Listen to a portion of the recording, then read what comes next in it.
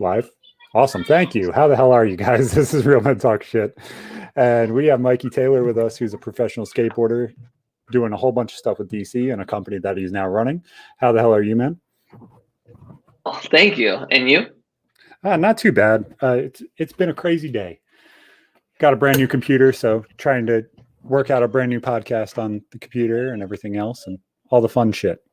There we go. There we go. Got to turn you up just a little bit more. Those AirPods are super, super quiet. So why don't you tell us a little bit about yourself, man? Oh, okay. When I was 13, I picked up a skateboard because I saw one of my friends riding one. Didn't realize the impact that was going to have on my life. Fell in love with it and didn't want to stop. And so I graduated right around the time of graduating high school. I had the opportunity to start traveling with some of the sponsors that I was able to get, and told my parents I wasn't going to go to college and this was going to be my career, which was amazing. But I picked a career that was there wasn't much longevity to it. So I knew by the time your knees go, you're not able to do very much. No, by the time my knees go, I'm now like trying to scramble to catch up with everyone else that's basically just starting to launch their career. Yeah. So I had to figure out what was next. And so it was a blessing. Like being a pro skateboarder was awesome, but there was an element to it that felt like I was living on borrowed time. Yeah. Well, I think that anxiety is super interesting. And I think a lot of people deal with it on Twitch and YouTube and everything else as well, because you deal with that whole, who the hell knows how long this bell curve is going to be? You could sit here and be here for 10 years, 15 years and build enough of a nest egg where you don't ever have to work again. Or you could sit here and be here for like 60 days and make $2 million and hope that it lasts long enough. It's right. And it's kind of sometimes hard to enjoy it. Like when you're like constantly stressing over it ending, sometimes that takes your priority of focus. And then like you look back, you're like, dang, dude, that was awesome. I wish I would have just, enjoyed it a little bit more. Yeah, I bet. So I think we can give a lot of people a whole bunch of credit. Awesome being a dad. That's why I do this so late. So that way the baby's asleep and in bed. So it's perfect time. He's 30 minutes out, so we're in that meltdown mode. I don't want to go to sleep. I'm going to scream and not be happy at all. That's right. All of the fun stuff. So I think we could add a lot of value to a lot of people here and ask you, how the hell did you get the sponsorship of DC? Because that is a sponsorship everybody loves, everybody wants. I'm wearing DC shoes right now. Both of my kids have DC shoes. Well, my two older ones. So I tried to get sponsored by them when I was young. They didn't want anything to do with me. It took me being pro for about, 11 years until I was in the contending. But pretty much the brand manager of a company that I rode for prior to DC was at Etnies, had left Etnies to go over to DC. And he was kind of in charge of like, let's go through a revamp here. And dude, that was my in. So he's like, dude, would you do this with me? I was like, yeah, let's do this. So I wrote a connection in there. It's absolutely amazing to have those little connections that you're like, yes, that fucking worked out perfectly. Because it's like so many people want to get into this space, whether it's any kind of entertainment or pro skateboarding or pro gaming. And you're like, I just want sponsorships. I just want to do this. I want to make it something. And nobody knows how to do it. So for a while, I was like, you know what? I'm going to start a network. I'm going to teach people how to start affiliate marketing and just teach people how the hell to do this. And nobody wants to put in the time or effort. Nobody wants to sit here and talk to people. Nobody wants to experience things. And it's just like, come on, guys, you guys can do this. Anybody can make something of themselves as long as you're able to talk and you're able to articulate how the hell you want to do something. You can get companies like DC. You can get big companies like we have Blue Chew and Robinhood as sponsors for this episode.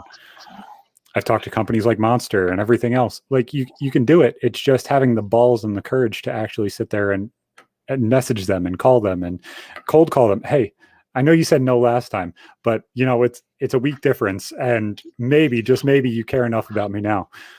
Yeah, that's exactly right. I mean, dude, the reality is, like, we talk about this a lot in kind of the finance world, that it's only 15 to 20% a skill.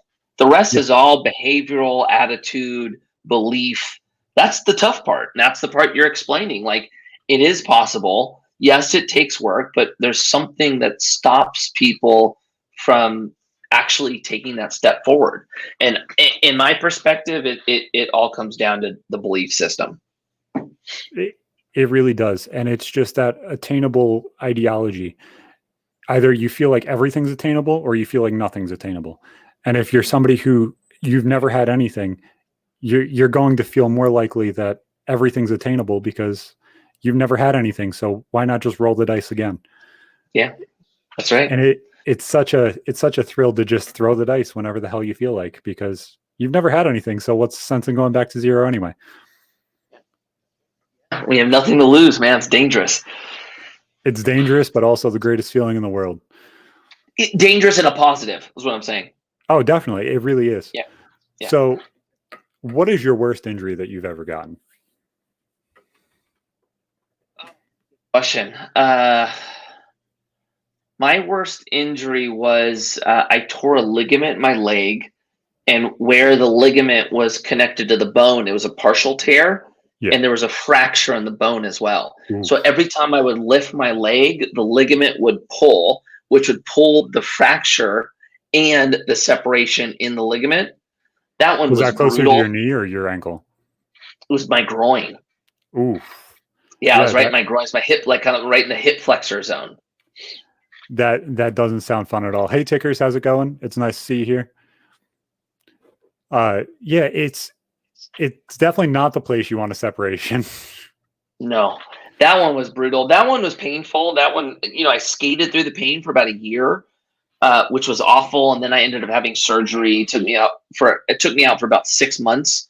And then that was kind of the injury where a month into it, my sponsors called me and all let me go. So that was kind of the career-ending one. But I did. Fun ones. That's not the fun one. But I did hurt my wrist when I was younger, which I didn't think was going to be a big deal.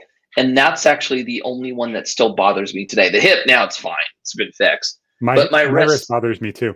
And I'll tell the story, which is the funny part. So how bad was your wrist break?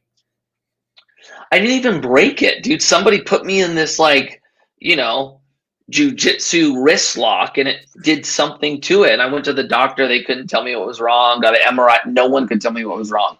And it's been, 15 years. It's still not right. Leave it to the kid who has no idea what the hell they're doing. They're just contorting your wrist in some weird ass way, and you tear all the ligaments in your hand, and they're like, we have no fucking idea what happened. That's what happened to me. So you have this really, really weird delay. So you're saying things like twice, just that way you know. It's like skipping out every now and then. You know what? I wonder if I should take headphones off, see if that's any better. I don't know. That's up to you, man.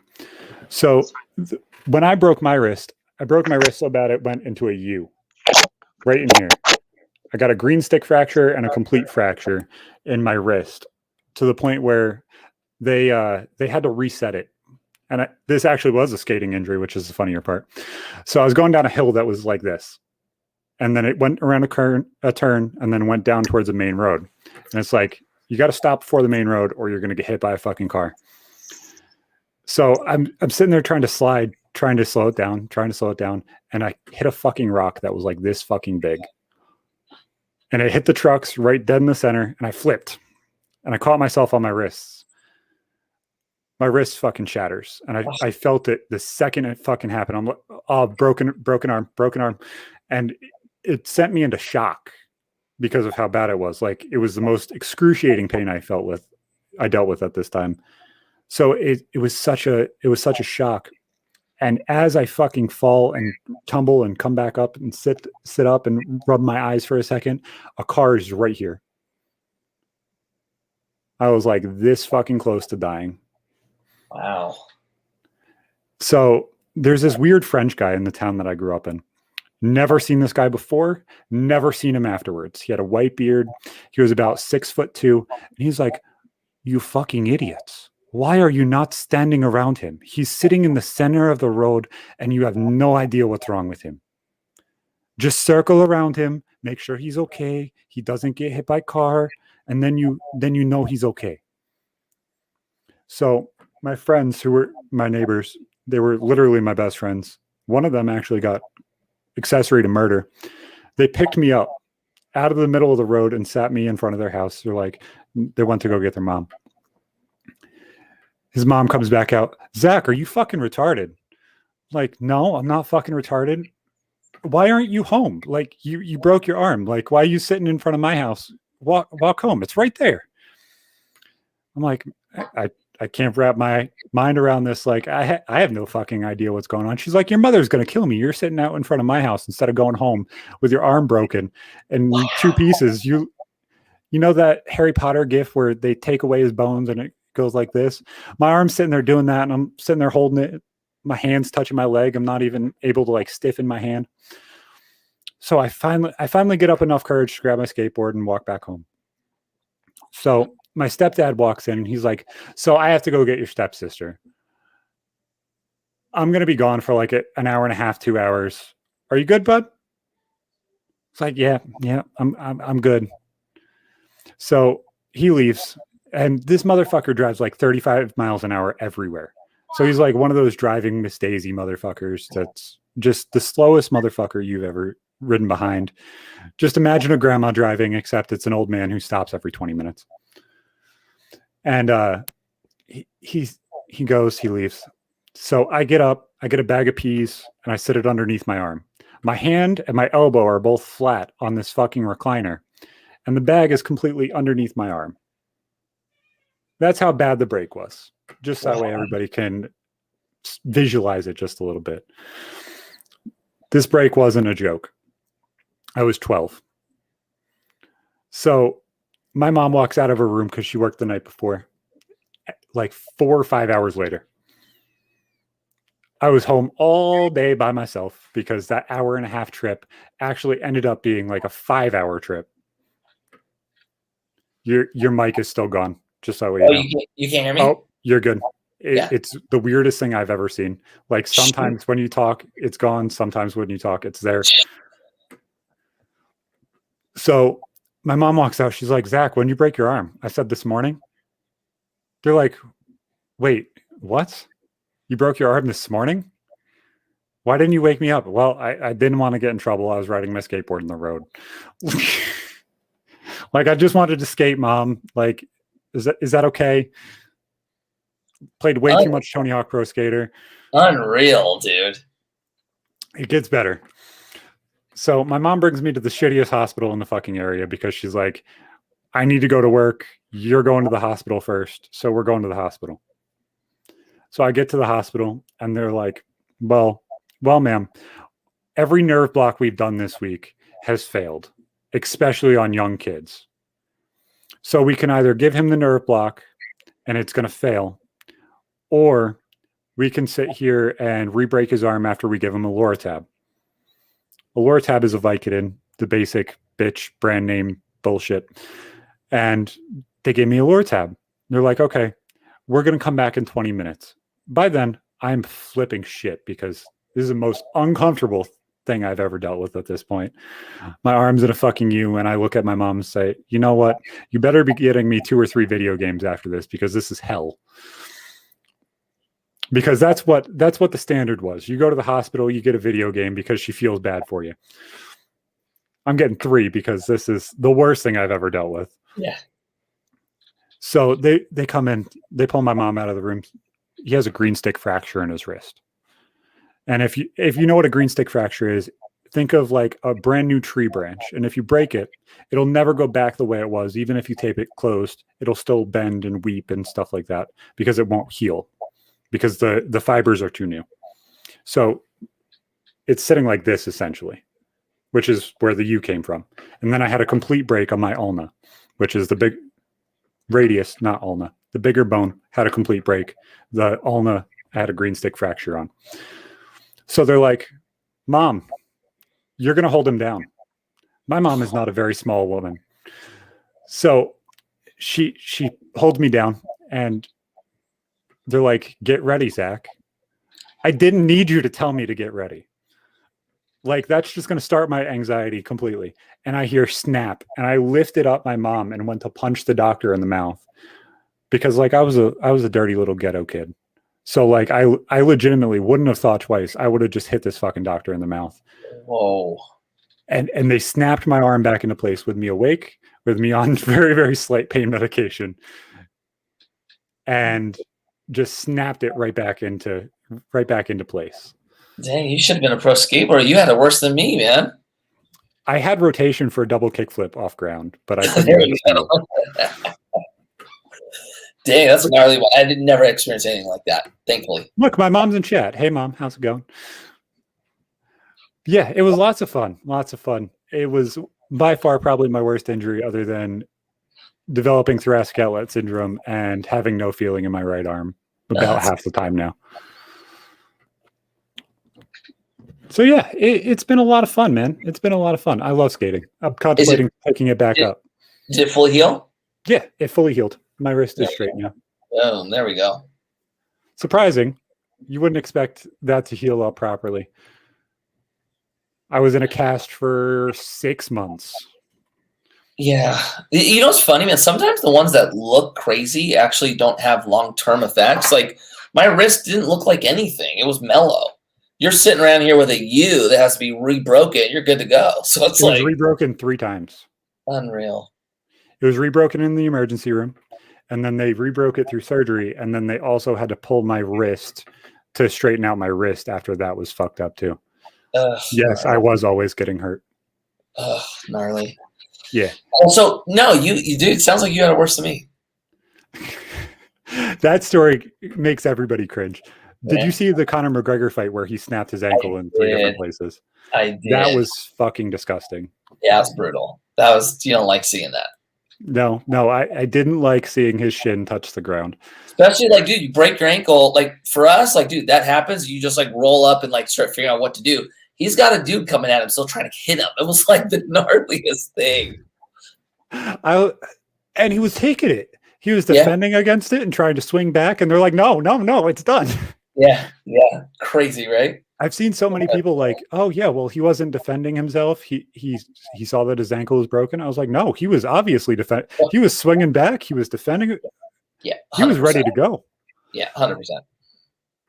It was fucking crazy. Yes, it was very, very gross. I don't know if you have the comments up. They're all talking to us. I just saw him. It was gross. It was super gross. Especially as a skater who rolls their ankle a lot. You hate seeing anything affected or hurt by the ankle. That was a bad one. My kids came up to me about like 2 months ago. And I don't know if you've had this yet. I don't know how old your kids are. But they're like, Dad, can you teach us how to skate? Because I was telling them about you coming on. I just bought them Tony Hawk Pro Skater. I was like, let's start getting you guys in on this because like it'd be fun. It'd be fun to skate with my kids. And both my older two, my oldest daughter and my son, were like, "Can we start skating?" And I'm like, "Yes." Now I'm getting the bug again. Now I'm like, "Oh, I want to skate again." I'm dealing with the same thing. My oldest daughter just started going through it about 6 months ago. She wants to start skating. She's doing like a skate camp now, and it's cool. It's getting me back into it too. It's the weirdest thing, just getting a bug for like an addiction back. That's right. It's just like I want to feel my feet vibrate. Yeah, that's right. Feeling the same thing. Go through the same thing. And it's like so weird to actually explain that to somebody because everybody's like, what the fuck are you talking about? You want to feel your feet vibrate. It's just like, man, it's a feeling you don't get anywhere else. No. Yeah, the closest thing you compare it to is like when an addict is addicted to something. I feel like that's the same relationship that we have with skateboard. It's bad. It's so fun. It's just a different feeling. Yeah, I agree. So what are you doing now that you're no longer pro skating? Oh, I started a company that takes up all my time in a good way, but I started an investment company. So we build apartment buildings and storage units, and I'm in a different world now, man. The people that I have like get together with, it's different. Definitely is. have you ever looked at something that your company was building, especially storage units and stuff like that, and you're like, that looks like fun. I might go back here later. To skate? Yeah. No, actually, out of all of our current properties, none of them really have good skate spots. But I did go out to Memphis a couple weeks ago to look at a building. We also lend on commercial real estate as well. Yeah. And I went and looked at a property, and there was like this really good 7-stair rail right out front, like fully skated. Yeah. And when we were doing the walkthrough, the operator was like, "Yeah, we're talking about to the city about remodeling this, and we think we're going to get rid of the rail." And all of a sudden, I'm hit with this dilemma, like, dang, no, should I? Like, Yeah. I have profession here. Come on, man. Yeah, that's right. So we'll try to get them to keep the rail for the kids. Exactly. Yeah. Most of them don't sue anyway. They're just kids. They have no idea anyway. Totally. And Memphis is different than California. I bet. Ugh. So that's where my time goes. And then I'm a father and husband. I have 3 kids. So if you can hear, my son is in meltdown mode. He should be in bed in about 5 minutes. But anytime I'm not working now, it's basically with the family. Yeah, definitely. I feel that one. It's 24/7 job, both of them. And it's like, how the hell do I sit here and designate time to either of them without feeling guilty about the other one dying a little bit? That's right. So that's the world I'm in. But it's busy. It's definitely busy. Oh, it sure as hell fucking is, because if you don't put all of your time into your business, you're like, why the fuck am I not putting all my time into my business? And if you don't put all your time into your kids, you're like, how are my kids growing? What am I doing for my kids? It's the hardest thing, man. It's like, I mean, this, like building any business is hard. It's exhausting. It's brutal. It takes everything you have.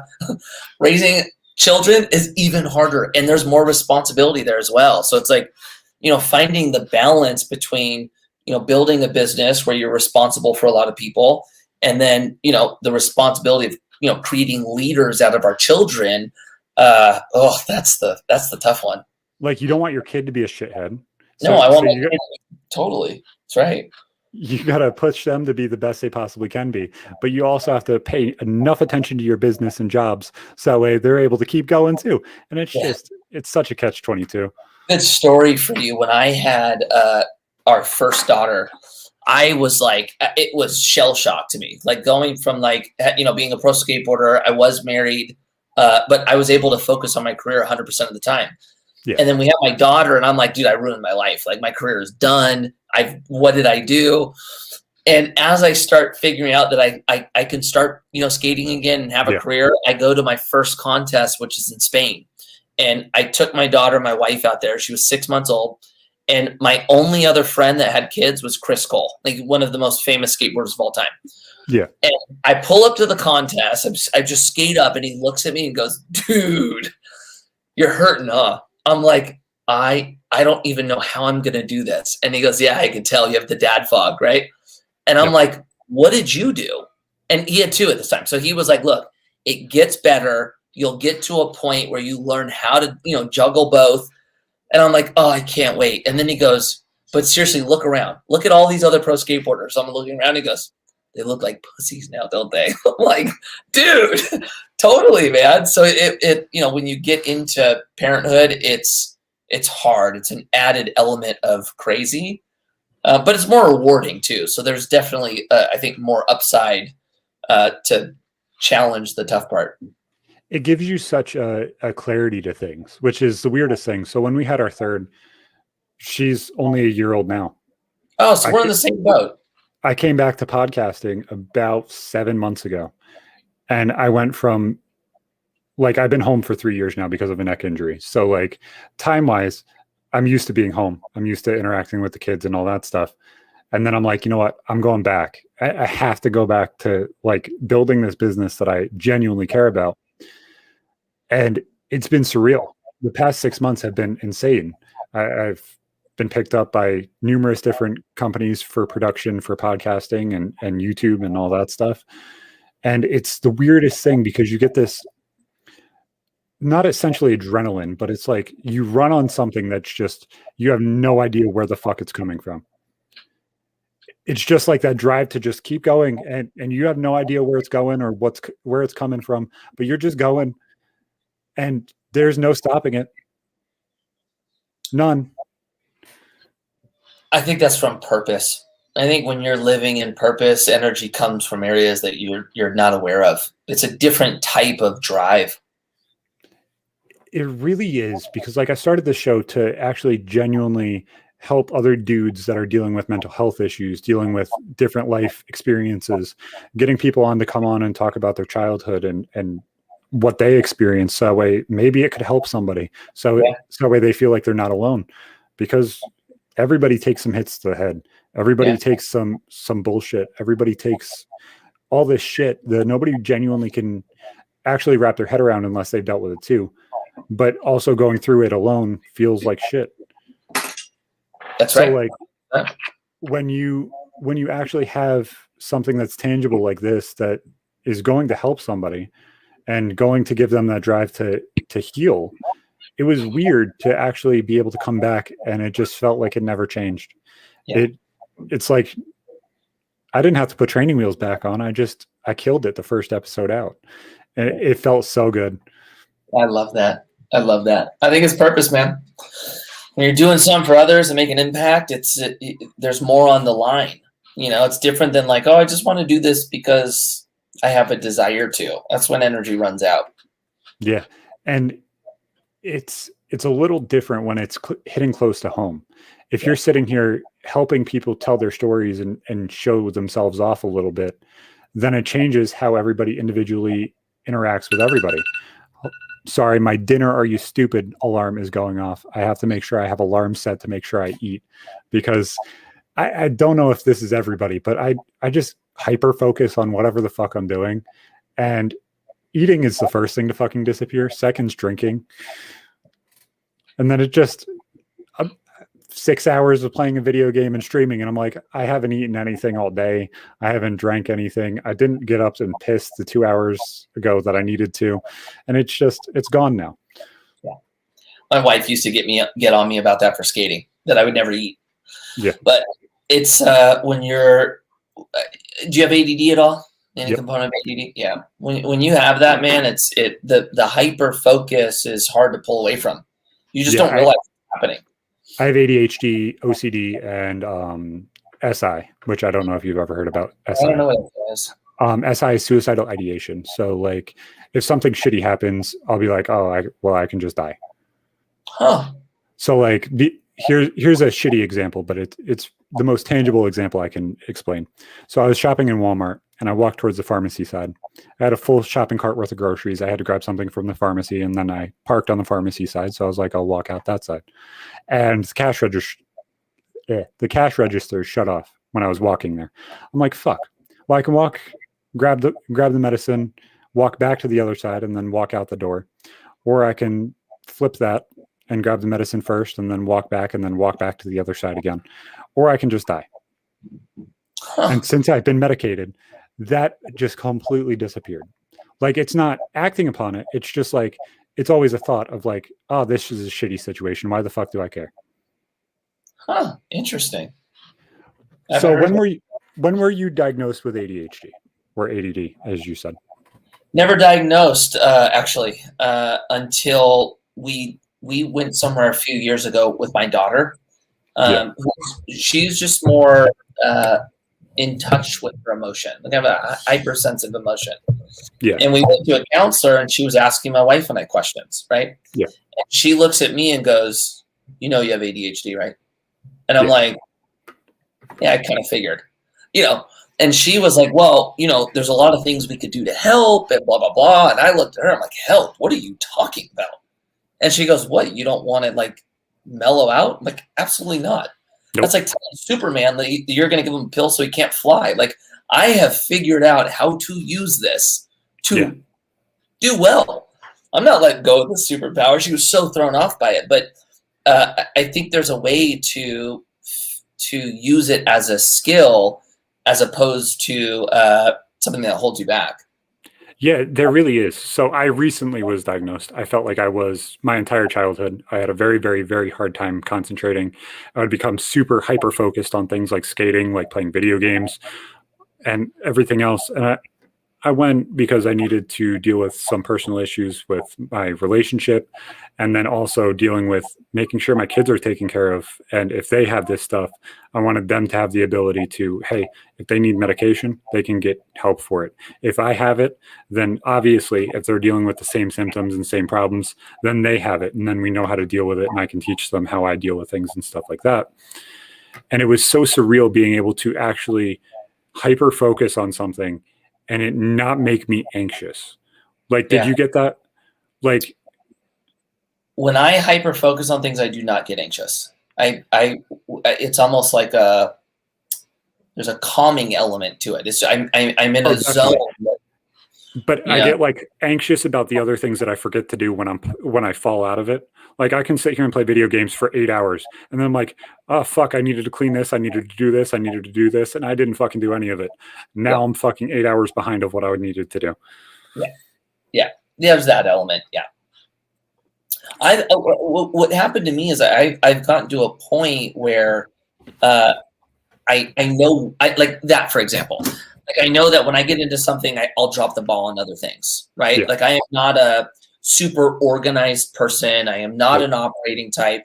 So I've just found that I have to find those type of people with everything I do so that I can apply this hyper focus, this, in a lot of times this over amount of energy. And then I have somebody with me that doesn't allow the team to drop the ball to make sure that we're getting things done.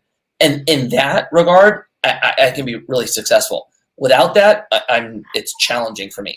The only reason why I got so far without that was because I was a pro skateboarder, and there was I was able to be hyper focused on skateboarding and didn't really have to worry about that much other responsibility until I got into business. That's where it really started.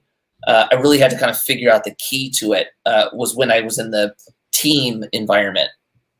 Yeah, and I don't know if you dealt with this, but I'm a very, very good leader. And I'm also somebody who can hyper focus on things. And I'm like, you know what? I'm just going to fucking do it because that's the OCD of I get an idea and I'm just going to fucking do it. I don't care if you can do it. I don't care if you can do it. I don't care if anybody else can do it. I'm just going to fucking accomplish it. And it doesn't matter if I have any expertise. I'm going to do it exactly how I tell you I'm going to do it. And I'm just, there's nothing that's going to stop me now. So I shared that and I had to learn how to let that go. Yeah. Because it's actually very limiting. It can come off as like a really cool trait that like, look, I'm just going to get it done. I can get things done. But when you start looking through the lens of scaling and how you grow things, it is so inefficient for you to do everything, especially you saying like, dude, I'm going to do something that like, I don't even know how to do. That's a waste of your time. That's not your highest calling. So I actually had to learn how to let go of that control so that I could put people in a place to do things, which meant they might not do it the way I originally thought it could be done. I do run that risk. But when you look at like, how do we take the vision and push it forward? That is the way to truly push something forward, is when you can start delegating and building something with others. And that was learned for me. That one took time for me to understand.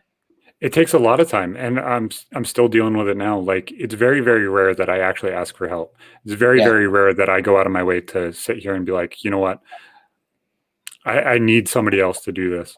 And it's very rare, even if it's in life, like every single situation, I'd rather do it myself because I know I'm going to accomplish it the way I want it done, at the level I want it done, and in the speed and accuracy I want it done. Like, I may not care if every single fucking dish in my dishwasher is placed perfectly, but everything's in the dishwasher and everything's going to get done. I hear you.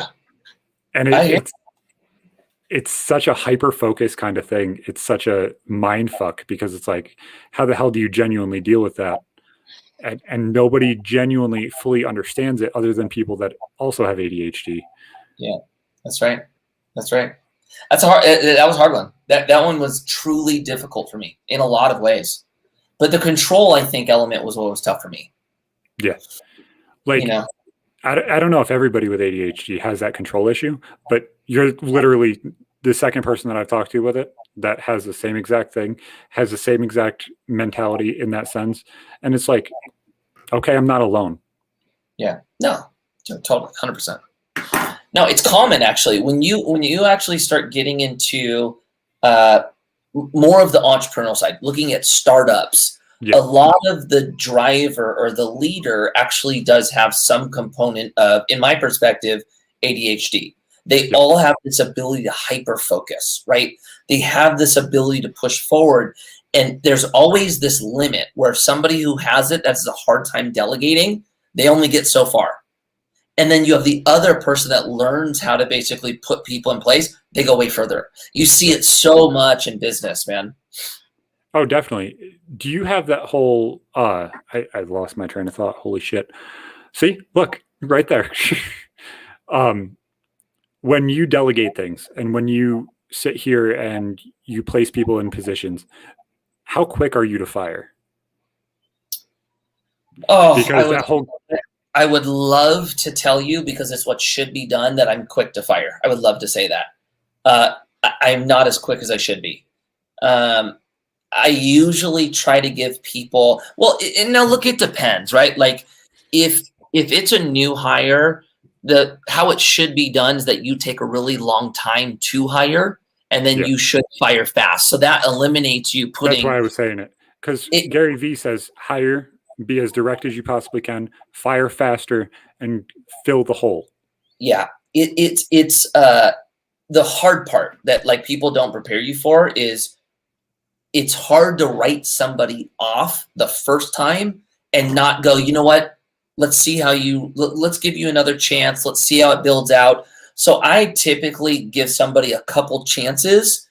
And then once it's apparent that this either isn't the right fit or this isn't working, it's right away from that point. But I do have a tendency of giving people a couple tries.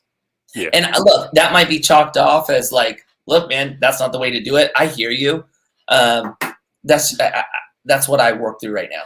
No, I think that's the best way to do it is make sure that they don't fit, because anybody fucks up once. I fuck up. I fuck up a shit ton. Yeah. I strangle things. So like because of my hyper focus, I will sit there and I will do something until I fucking strangle it. I'll sit here and stream every night, even to my detriment. Regardless of how I'm feeling, regardless if there's 20 viewers there or 1 viewer there, and I just go. And it doesn't matter to me because I know at some point it's going to accomplish it. Yeah, 100%. And you know what? I'm okay when people mess up. That is actually really easy for me.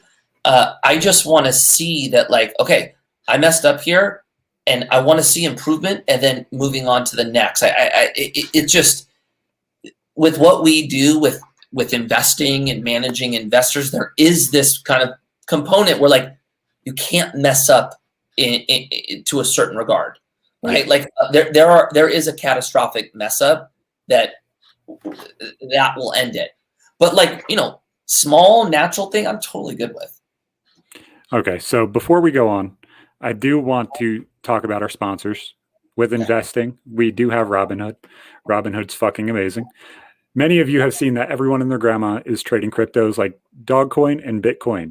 You want to join them and get free money right now? Join Robinhood using our link down in the description below to make sure to get your own free stocks and cryptos right now. You can use that as your down payment to the moon. You have the choice to get a stock anywhere worth from $1 to $500. Come join Real Men Talk Shit and millions of others using Robinhood as your crypto trading application. Also, Blue Chew. So many of you guys have problems feeling confident in the bedroom. Whether that's because of depression, medical issues, or you just have the problem to perform, or sometimes you just can't fucking concentrate. Go give the free trial of Blue Chew a try. They make sure that you're healthy enough to take it, and they ship it to you. So that way you don't have to wait in line. You don't have to go to the pharmacy. You don't have that CVS technician sitting there telling you, you need Viagra, you're a pussy. So make sure to check out Blue Chew. There is a link down in the description. All you guys have to do is pay shipping and handling. They ship it to your door or your P.O. box if you're one of those weird people that have one of those. So make sure to try both of them. So I had this one thing before we're going to go into investing talk, because I think that would add a lot of value to some people too. So my psychiatrist said this, and I thought it was super interesting. She told me, she's like, well, people that are diagnosed with ADHD or ADD have a higher IQ on average than the average IQ of most Americans. Huh. Interesting. Which I was kind of surprised by, because maybe it's because our brains work faster than a lot of people. Maybe it's because there's that different chemistry in people that have ADHD, but they have a generally higher IQ and EQ than most people, which I found thoroughly intriguing. Huh. Interesting. I haven't heard that before. Yeah, I thought it was interesting. Maybe it's completely bullshit. Maybe it fit me, so I was like, okay. Yeah, totally. I feel good about myself too. Thank you for that. Well, it's crazy because I was supposed to skip 2nd grade and I was supposed to skip 7th grade. And because of my grades, because I didn't give a fuck about school, they didn't skip me. Because that's how intelligent I actually am. They wanted to skip me ahead. I would have graduated in 2010 instead of 2012. Okay, yeah, that was different than my path. My path was like if something was of interest for me, I performed very, very well. Yes. If something was not of interest, I was the worst one in the class. It was just I couldn't even give it anything. Me too. Like, yeah, so I was numbers are very easy. Math was very easy for me too. And social studies, because I love history, was really fucking easy. Yeah, history was hard for me. Science, I needed something to grab me. If it grabbed me, I was good. Like the Holocaust, like World War II, JFK, like the crazy big points of history. Yes. I don't give a fuck about Manchuria, China. I don't give a fuck about Mesopotamia. I don't give a fuck about anything like that. Like super in depth. I need to learn a whole bunch of shit. Fucking love it. But I don't give a fuck about Indochina. I just don't. Yeah. I hear you. I hear you. And nothing about those locations or those people or anything like that. Just, I don't care about the history. I just don't. Yeah, that's how I was too. And it's like, it's such a catch-all. So obviously you're into investing now. Are you using things like Robinhood yourself to intrigue people and teach them how to invest? Or are you only on the investing in properties and stuff like that? Yeah, it's a great question. So all of our content is geared around financial literacy. So it's more for the person getting started. So we talk about Robinhood. We talk about mutual funds and ETFs and tax efficient vehicles. So even though our business is solely focused on the real estate side, we do talk about the total portfolio as well. Yeah. And the Robinhood opening accessibility and making investing kind of interesting for the youth, I think is cool. So we talk about it often. Yeah, it's super interesting. Did you end up hitting any of the stocks that were stonks, or did you hit anything like that? You missed all of them? I didn't even participate in them. I'm like, my investing philosophy is actually kind of different than most, because I'm very comfortable with risk when I'm driving the car. So I typically put most of my risk in the company I'm starting. And then when I'm investing, it's more value-based investing. I'm not taking on great risk passively. And so stocks like that, I'm not even playing that game. But that doesn't mean you shouldn't. It's just for my kind of approach, it doesn't fit. Yeah. Did you deal with any cryptos or anything like that exploded? Doesn't fit. It doesn't fit either. So kind of what we talk about is like, this is the grand scheme of things. The hard part is with investing, there's no one size fits all, right? Yeah. Everyone has a different risk tolerance. Everyone has a different capacity, et cetera. So it's gambling. And anybody who doesn't genuinely understand that or want to articulate that is being at least semi-blind. You're gambling your money in order to try and make more money. Yeah. You don't know a damn thing about that company. You don't know a damn thing about that crypto. You don't. Like, look at all the people that just lost their shit on Dogecoin. That's right. It went from 70 cents to fucking 18. And That's right. anybody who didn't understand lost. And That's anybody right. who won. And, That's right. there was no in between. So we talk about it a lot, right? But we'll talk about like, okay, this is kind of what we see in crypto. Crypto is more of a speculation. If you are going to speculate, this is how you should do it. Small percentage of your portfolio that you are totally all good losing, right? And what was interesting is we put out content like that, and we were doing this, a year ago. Dude, people are coming at our throat. You're a boomer. Boomers, you come on, get out of here with this value-based crap, right? And then all of a sudden today they look at us and go, dang, how did they know this? But when you think about it, it's like this has been done forever. Crypto is just a new element of, at this time, what a speculation is. Doesn't mean you don't participate. You just need to be aware of what you're doing, aware of the risk, and feel comfortable knowing that if that happens, you're okay. Exactly. And it's super interesting because I lost my ass. I lost a little bit on AMC this week. And I'm sure anybody who's seen AMC and what it's done this week has lost. And it hurts. It hurts a lot.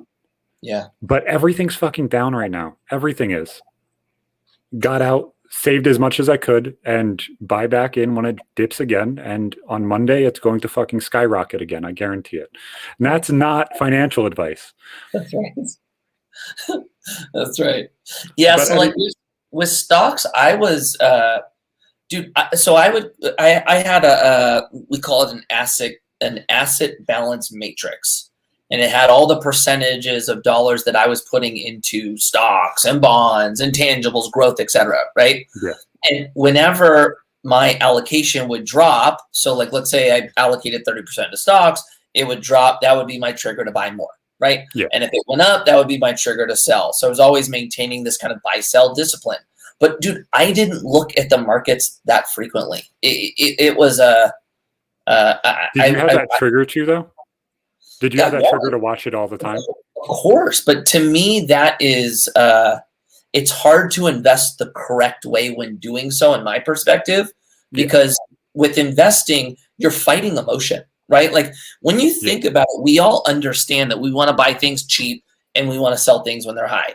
And when a recession happens or there's an economic downturn, that means that there's opportunity, right? We all know these things, but we forget that when the bottom happens, it's terrifying. And we also forget that when we're at the top, it feels good investing because others are investing. So the hardest part is removing emotion. And to me, when I look at it every single second of the day, I'm just driving my emotion to a point that's hard to manage. So I try to remove myself in that regard. And then I also have, at this point, which is cool, is I have a team now. So I have guys that, like, when we make decisions, I sit around a room and go, are we going to do this? Why not? And it helps me get out of my feelings and get more of a kind of educated decision with people who aren't attracted to this emotion or my life, Exactly. They don't care if you lose 2K. They don't care if you lose 5K. They don't care if you gain 15. It's all analytical to them, right? It's just risk and reward. So there's something that's nice in that. And what's cool is, like, I am at a point in which I'm thankful for that I do have this team, but you don't even need that anymore. There's robo-advisors that basically set everything for you. And if you don't want to be so hands-on, there are options out there that you can get that kind of secondary opinion or that analytical get that stuff opinion from script kiddies now. All these script kiddies that just write script all the time for video games and everything else for little hacks. Yeah, that's right. Oh, look, it turns green, it sells. It goes pink, you buy. Like, it's not super complicated. The hard part is doing it, right? It's not like what we talked about earlier. It's hard for you to go, okay, boom, I'll do that. It's the emotion. It's always the emotion. And there's never going to be a time where you lose 2K and you're like, oh, fuck. There's never going to be a time where you don't say, oh, fuck, when you lose 2K unless you're up fucking 50 million. Yeah, that's right. It doesn't change. So if you want to give us the top 2 stocks that you would be like those right now, what would they be? This is not financial advice. I I actually can't even do it because of our company, and my company's regulated by the SEC. I actually can't even give any specific. Yeah. Otherwise, No, I would be fine if I didn't own the company I own. No, I didn't even think about that. I apologize. Yeah. All good. Can't do that either. I was going to ask you about your opinion on AMC, and I can't do that. What I can say though, is when you're looking at an investment, have a reason to why you're investing in it. Yep. Don't take the stance of, well, it might go up and I can make money, right? Have there be more of a reason, and make sure that reason fits your goal. For me personally, like, I want to invest in good companies I believe in. That is at the most important kind of check mark for me. What does the company do? Does it provide a service? Does it help? Do you like volatility, or do you not like volatility? Do you like consistency? I like consistency, but I understand volatility, if that makes sense. So I don't want this. I like crypto. You're paying attention. That's fun. Totally. But like what I am aware of is that this will always happen, right? Yeah. I just don't want it razor sharp. I want to look at it on an extended timeline to where I'm not driving myself crazy, every little hiccup. So I'm more aware of, okay, there's going to be a downturn. Why did the downturn happen? How is this company positioned? And how is this company going to make it through it? I look at it more through the lens of starting business. And I want to know who's running it. How is their balance sheet? What is their track record? What's their history like? Is more how I invest. Other people will chase volatility. That's their whole game. It's fun. It soothes the whole ADHD of having something to do every 2 seconds. But day trading, I won't take it away from you. It is fun, 1,000%. But the second you get flagged as a day trader on fucking Robinhood, you lose a sense of self-worth. Yeah, dude, 100%. The other thing too is like, maybe this will resonate with you. Like, our personalities, I know what I'm attracted to. Yeah. And at this point, I know if I'm going to put myself in a better position by putting myself there, or if I'm going to harm myself. Yeah. And when it comes to the stock market, and like, I'm with you, dude, shit is fun. That will not benefit me long-term for what my goals are. So when it comes to that, I remove myself. I have to. Yeah, I started doing it on like a 2 to 3 day cycle, because I've noticed that, especially in the stonks and all that shit, it goes up one day, it stays the same one day, and then it goes down and fucking drops to the fucking ground one day. And that order is pretty set. It normally goes up, and then it goes down, and then it stays the same. Yeah. This is not financial advice. Yeah. That's right. But all of them follow a pattern. All of them. And there is no, oh, look at this. And this is why I've invested into AMC 4 times. 3 times I won. Yeah. It follows the pattern every single time. And when it follows the pattern, you can buy when it's low. You can sell when it's high. When the pattern changes is when you get fucked up. Yeah. So with all the COVID restrictions and everything else going away, AMC is a good bet. It just is. I hear you. I know you can't say anything. I'm just explaining my thought and why I keep bringing it up. It's a good idea. And I'm disseminating, hey, I've been invested. I've lost a shit ton. I've gained a shit ton. It is what it is. Yeah. Yeah. Right. But some of them, if you understand why they're going up and why they're going down, you understand which ones are going to go up and which ones are going to stay up. Yeah. There's shitty companies like GameStop that are going to fall the fuck out here at any point. That's right. And it's not smart to hold. That's right. With you. Totally with you. So, do you have any social medias you want to shout out? Anything like that? It's been a fucking blast. It's just my name, Mikey Taylor. I'm on the majority of them: TikTok, Instagram, Clubhouse, Facebook, etc. Whatever one you use, you should be able to find me. Yeah, he's a cool fucking dude. Make sure to check him out. Make sure to check out Blue Chew and Robinhood. They're cool fucking companies. One gets your dick hard, one makes it so that way you can definitely have some fun because you need to make some money. And actually, dog, both may get your. exactly, both of them may get your dick hard. You need some money to get that dick hard, and you need those pills to help it too. Make sure to check out Mikey Taylor. I think real shit's been talked. It's been a fucking blast. I will be Thanks for back having in me. about 25 minutes to stream. See you guys soon.